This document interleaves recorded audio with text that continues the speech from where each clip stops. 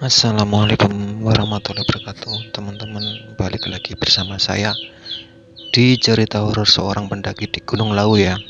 Sebelum videonya kita mulai, alangkah baiknya tekan tombol subscribe, like, and comment ya buat kamu.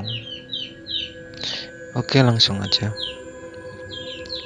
Sebuah thread cerita horor diposting Wahyu, seorang pendaki Gunung Lawu, melalui akun Twitternya. Dalam thread horornya itu, ia menceritakan kisah mistisnya saat mendaki bersama dua temannya, Dipta dan Windy. Thread horor itu diposting Wahyu pada Kamis 5/5/2019 malam atau malam Jumat dalam dua bagian. Thread itu ia beri judul Pengalaman Mistis Lawu Part 1 dan 2. Sedikit cerita tentang pengalaman mistis ketika mendaki Gunung Lawu. Waktu itu kami mendaki 3 orang, saya, Dipta, dan Windy. Saya berangkat dengan Windy dari Jogja dan berjanjian bertemu dengan Dipta di base camp Cemoro Sewu. Tulis Wahyu memulai thread horornya. Wahyu menambahkan, kebetulan saat itu Dipta sedang di Ngawi dan berangkat dari rumah. Ketimbang harus bolak-balik ke Yogyakarta, awalnya mereka bertiga berencana berangkat 6 orang, tapi 3 orang memberi kabar tidak bisa ikut pada H2 keberangkatannya. Seperti pendakian yang biasanya, kami berencana istirahat di base camp semalam dan besok paginya mulai mendaki.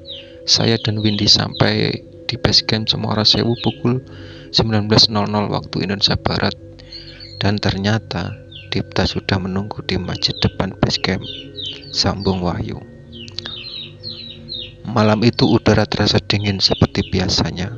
Setelah makan dan sedikit ngobrol dengan teman-teman pendaki lain, api unggun yang menyala menghantar mereka beristirahat. Paginya kita memulai pendakian di Gunung Lawu. Cukup banyak pantangan yang tidak boleh dilanggar oleh para pendaki, seperti memakai baju hijau, tidak boleh mengganggu, jalak laut, dan lain-lain. 15 poin kalau nggak salah, jelas Wahyu. Trek Cemoro Sewu ini tergolong trek paling dekat, sekitar kilometer. Trek rata-rata bebatuan yang telah ditata rapi. Waktu di perjalanan menuju pos 4, ketiganya bertemu dengan seorang bapak yang melakukan solo hiking ya, mendaki sendiri. Bapak itu berasal dari Surabaya. Bapak itu juga mengaku bekerja di salah satu perusahaan kontraktor. Menurut Wahyu, ada yang sedikit aneh dengan bapak itu. Lantar bapak itu hanya membawa daypack kecil. Bapak ini orangnya sangat mudah berbaur dan orang lain, dan langsung bisa akrab dengan kami bertiga, tutur Wahyu. Perjalanan mereka bertiga menjadi lebih menyenangkan karena bapak tersebut selalu bisa membuat tertawa. Pengalaman yang sangat lucu. Di tengah perjalanan, Wahyu penasaran dengan barang apa yang dibawa bapak itu. Ternyata isinya hanya air mineral dan kemenyan. Loh, emang bawa sleeping bag, Pak? Tanya Wahyu penasaran. Enggak, Mas, saya nginep di warung dekat Argo Dalem. Di sana saya bisa pinjam sleeping bag. Saya sebulan sekali sowan berkunjung ke sini, Mas, jadi sudah biasa, jawab bapak itu. Memang di Gunung Lawu sangat banyak orang seperti bapak itu, sebab di Gunung Lawu terdapat sebuah makam di dalam bangunan yang bernama Argo Dalem. Jika ingin melihat orang melakukan terakat di sana, biasanya pada malam satu suro membawa beberapa, bahkan ada yang membawa kambing ke atas.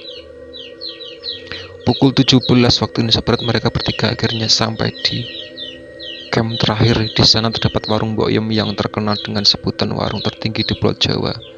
Ketika itu mereka bertiga beristirahat sebentar di dekat warung Mbok Yem dan berencana mendirikan tenda. Bapak itu berpamitan sebentar kepada kami, katanya dia mau sowan dulu di Argo Dalem, sambung Wahyu. Gunung Lawu terkenal dengan hawanya yang sangat dingin. Dari situ Wahyu mempunyai ide unik ngecamp di dalam sebuah gubuk yang beratap seng dekat Argo Dalem dan berharap meminimalisirkan dinginnya Gunung Lawu. Bu, napa saged basecamp teng bangunan niku? Bu, apa bisa ngecamp di bangunan itu? Tanya Wahyu kepada penjaga warung Mbok Yem.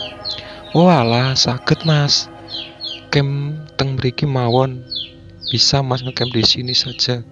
Tinggal penjaga warung itu tanpa pikir panjang, Wahyu dan Windy langsung mendirikan tenda. Waktu itu Dipta sangat kelelahan dan tidak ikut mendirikan. Ada beberapa bangunan yang beratap seng di sana, dan mereka memilih bangunan sebelah kiri karena di bagian kanan pada pintu terdapat gambar setan. Dengan beralas tanah dan berapa jerami, kami membuat tenda dari dalam tas karir, ucap Wahyu. Mulai dari sini, kejanggalan demi kejanggalan mulai muncul. Oke ya teman-teman, itu tadi cerita horor ya, pendaki di Gunung Lawu ya. Ini belum ada sambungannya, nanti part 2 ya. Oke, kalau ada kata-kata salah yang belum berkenan, saya minta maaf karena baru memulai ya, baru pemula, mohon dimaklumi ya teman-teman. Oke, buat kamu jangan lupa like, comment, and share ya. Assalamualaikum warahmatullahi wabarakatuh. Dadah.